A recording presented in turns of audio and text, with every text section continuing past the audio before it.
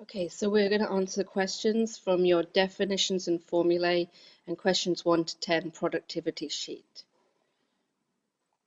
Okay, in the first question then, an animal population is given 50 kilograms of feed per day, of which 40 is consumed. So we are only going to consider that 40 that enters the animal's body. But we're really interested in the amount of food that actually got inside of its tissues, and we see that in fact 15 was lost as feces. So that 15 never entered its body at all, which means only 25 actually was useful to the animal. So the 25 is the gross secondary productivity. And you can see the only answer there is B, but let's check and see the net productivity. It said that 20 kilograms of feed per day is used in respiration. So GSP minus NSP equals R. So 25 minus NSP, which we don't know, equals 20. So 25 minus 20 equals X. And so our respiration equals 5, and that matches answer B. Okay, in question 2, we're looking at wood lice. And notice it's the estimated dry mass of wood lice. If they took the actual dry mass of wood lice, they'd have to kill them. So they wouldn't be able to see what they are at the end of the experiment. This is the same thing as your grassland experiment. You estimated the dry mass at the beginning by taking another plot and assuming that that plot was going to be the same. Okay, so we have 1.53 and 1.59. So this is the mass at the beginning. This is the mass at the end. So if we actually look at the changes, that's 0.06 change in mass, but you have some young wood lice being born. So the overall change in mass is 0.69. So this is how much, this is change in biomass. And they haven't asked us about this yet, but sometimes when I look at a question, I like to kind of figure out some of the obvious things that jump out at me. And that's one thing that I immediately see when I look at this question. Now they want to know gross productivity. Well, gross productivity will be the amount that they ate. They were given 22 grams of food to eat, and at the end, there was 19.45 left over. So how much did they actually eat? So they actually ate 22 minus 19.45. They actually ate 2.55 grams of food. But remember that gross productivity is the amount that's actually absorbed into their body. And here they lost 0.84 as feces.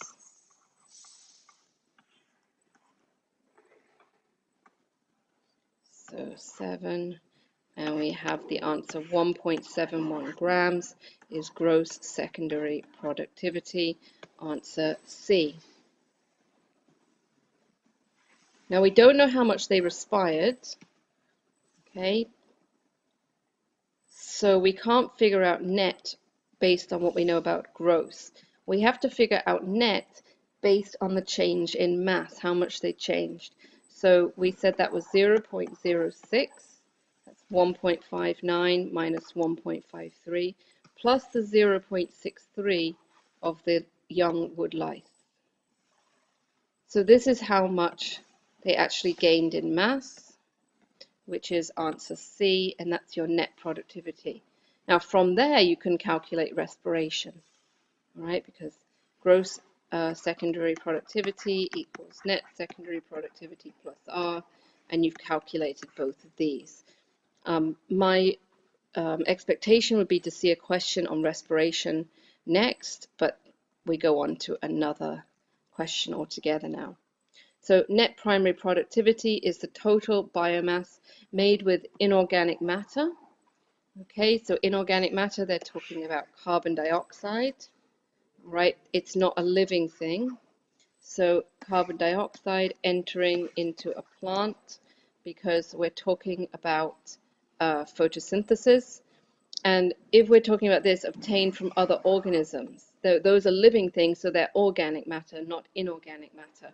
And if we're talking about net, right here, primary productivity cannot be from other organisms, or we'd be talking about secondary. So it cannot be these two answers. Before any respiratory loss, this will be gross primary productivity. Net is after. Okay, so the answer is A. All right, here we've got a flow of energy through a food web. The amount of energy the producers actually manage to obtain is B. But they lose some, okay, to C.